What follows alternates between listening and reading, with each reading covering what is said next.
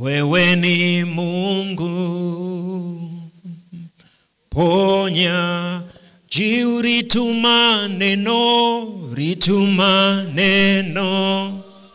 lako tupone. Wewe ni Mungu, ponya, rituma neno lako tupone. Wewe ni Mungu, ponya, rituma neno lako tupone. Wewe ni Mungu ponyaji. Wapendwa, Bwana Yesu asifiwe. Amen. Jina la Bwana libarikiwe. Jina la Bwana libarikiwe. Amen. Naomba ufungue kile kitabu cha Warumi. Tafuta kitabu kile cha Warumi, ile sura ya 10.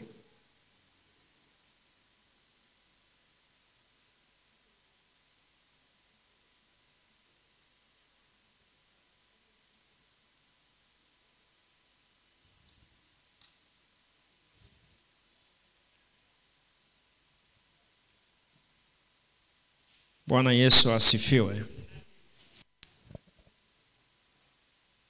Amini Bwana,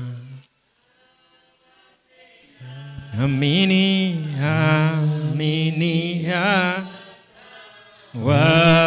wabariki atawahurumia wote wamjiao yeye. O kweli tutaona furaha tukifika kwenye raha kuu, tukisafishwa mioyo yetu na Yesu.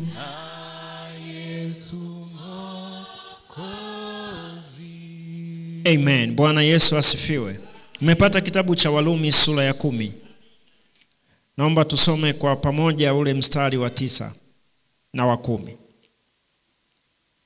Tusome kwa pamoja, 1, 2, 3.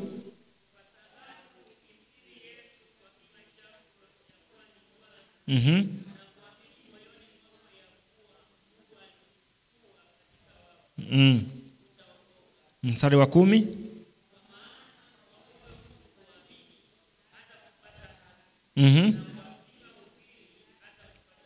Turudie tena mstari wa 10.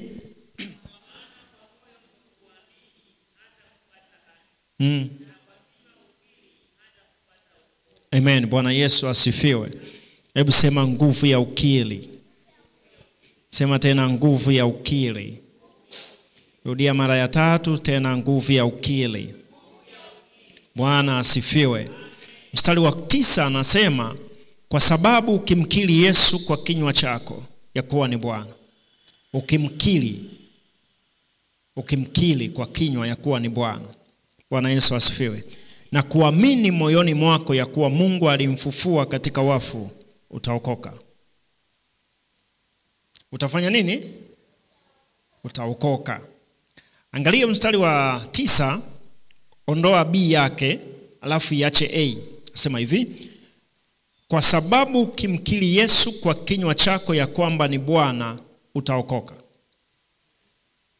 Bwana Yesu asifiwe. Ule mstari wa 9 una vitu viwili, unakukiri na kuamini. Inasema ukikiri kwa kinywa na ukiamini kwa moyo, utafanya nini? Utaokoka. Asa nataka uiondoe ile B ya imani.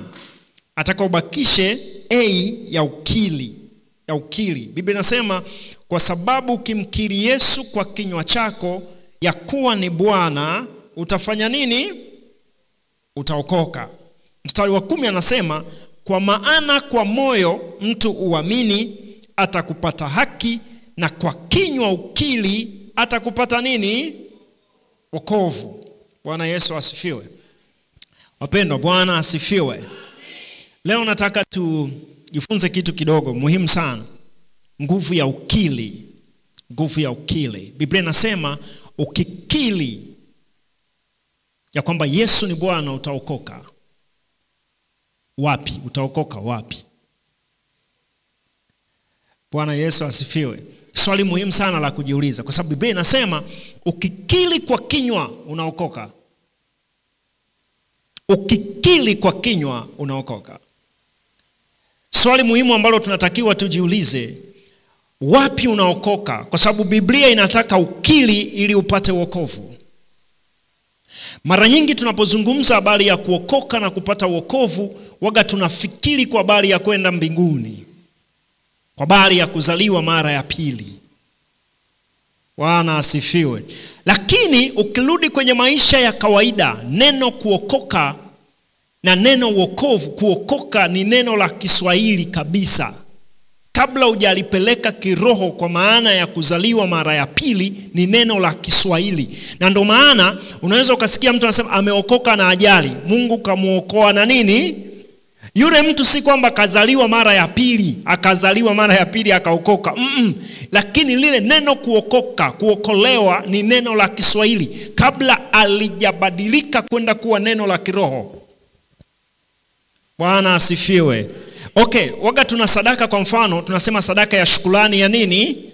Ya wiki kwa mfano, au sadaka ya shukrani. Neno shukrani ni neno la Kiswahili.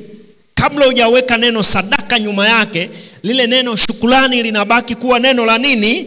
La Kiswahili. Tukiliwekea nyuma neno sadaka, tunabadilisha kulipeleka kwenye mfumo fulani wa kulitafakari. Biblia inaposema ukikiri unaokoka, lazima uanze kufikiri habari ya ukiri, uhusiano wa kukiri na wokovu. Bwana Yesu asifiwe. Biblia inataka mwanadamu akiri kwa kinywa apate wokovu. Inamtaka mtu akiri kwa kinywa aokoke. Maana yake ninachotaka ukiangalie ni nini? Nataka uangalie mahali ambako mwanadamu anapitia, ambako sio pazuri, lakini Biblia inasema mkiri Yesu kwa kinywa chako ya kwamba ni Bwana, utaokoka. Bwana Yesu asifiwe. Wapendwa, Bwana asifiwe. Yaani Biblia inakutaka huwe na asili ya kukiri ya kwamba Yesu ni Bwana kwa kinywa chako mwenyewe. Yaani unapita mahali sio pazuri, lakini unasema Yesu ni nani? Unapita mahali ni pazuri, lakini Yesu ni nani? Unapita mahali ambako pana kutoa machozi, lakini unasema Yesu ni nani? Biblia inasema ukimkiri namna hiyo kwa kinywa unaokoka. Maana yake unafanyaje? Anakutoa, unaponywa na ile hali ulionayo. Methali anasemaje? Angalia kitabu cha Methali sura ya 3. Methali sura ya 3. Tunaweza tukapata kitu pia pale kikatusaidia. Methali sura ile ya 3.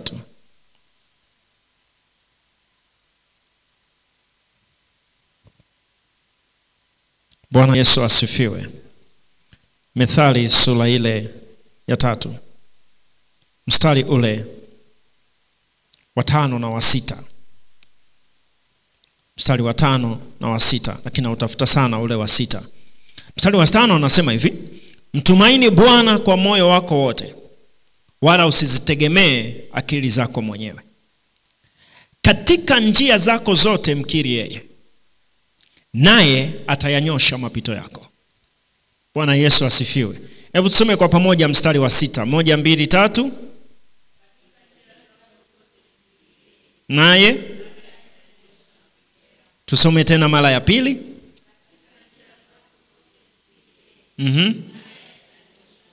Mara ya 3 ya utatu.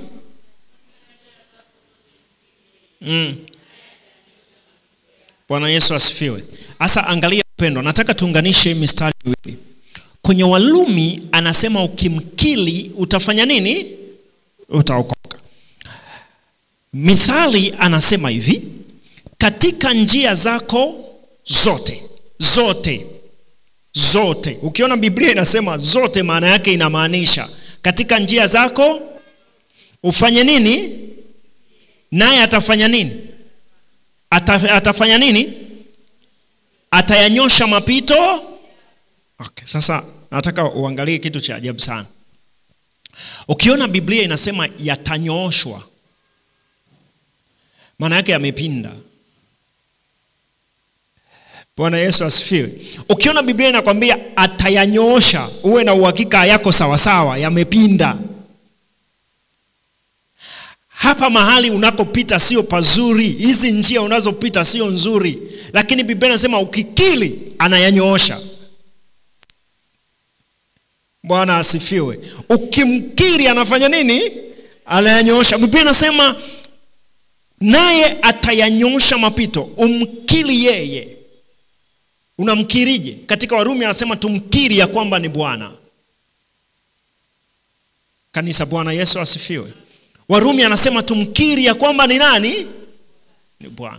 Na tukimkiri ya kwamba yeye ni Bwana, atayanyoosha mapito. Atayanyoosha mapito. Atayanyoosha mapito. Huyu mtu ana mapito, na hayo mapito sio mazuri, lakini Biblia inatuambia hivi, kuna nguvu ya ukiri ndani. Ukijifunza kuwa na nguvu ya ukiri, kuwa na tabia ya kukiri ndani ya kwamba Yesu ni Bwana, Biblia inatuambia hayo mapito yatanyooshwa. Hiyo hali itanyooshwa, hayo mabonde yatajazwa, hiyo milima itaondolewa, lakini lazima ndani umkiri Yesu ya kwamba ni nani. Kwa hiyo Mungu anasubiri kinywa cha mwanadamu kimkiri katikati ya mapito anayopitia, alafu yeye ayanyooshe. Mkiri Mungu. Lazima ndani ya moyo wa mwanadamu tuwe na tabia na hali ya ukiri. Ukiri una nguvu. Ukiri unaokoa. Bwana Yesu asifiwe. Hatutokufa na njaa kwa sababu tutamkiri ya kwamba yeye ni Mungu aliyefanya nini? Aliyewalisha watu mana jangwani, aliyewatembeza watu miaka 40, miguu haikuvimba, viatu havikuchanika. Kanisa, Bwana asifiwe. Lazima ndani ya moyo wa mwanadamu umkiri Yesu, atayanyoosha mapito. Mungu anataka akiliwe ya kwamba yeye ni Mungu. Mungu anataka mwanadamu amkiri ya kwamba wewe ni Bwana, Mwokozi wa maisha yangu.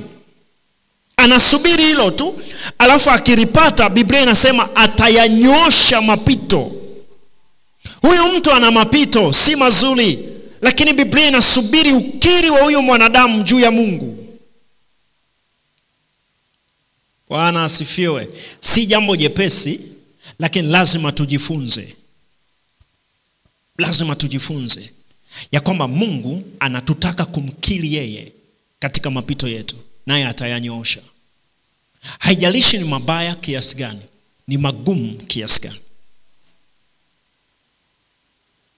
Bwana asifiwe. Lazima ndani tumwambie Bwana utafanya. Lazima ndani tumwambie Mungu utafanya. Kinywa chako kinapofunguka lazima kimwambie Mungu utafanya. Kinywa chako kinapofunguliwa lazima kimwambie Yesu utafanya. Kile kitu kinapoanza kutamkwa ndani yako, Biblia inasema ukikiri utaokoka. Bwana asifiwe. Sitaki kugusa kipengele cha imani.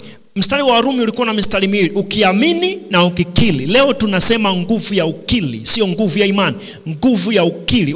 Ukiamini unahesabiwa haki. Ndivyo Biblia inavyotuambia, kinakuwa cha kwako, ni haki yako. Lakini ukikiri unaokoka. Unaokoka. Bwana Yesu asifiwe. Ukikiri unafanya nini?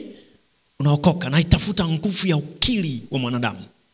Ukiri wa mwanadamu. Lazima ujifunze kukiri ya kwamba Yesu ni Bwana na Mwokozi wa maisha yako. Si jambo jepesi, lakini lazima tujifunze. Lazima tujifunze nguvu ya ukiri. Nguvu ya ukiri. Ukiwa katikati ya mazingira ya kuona kushindwa, waga unakiri kitu gani ndani yako?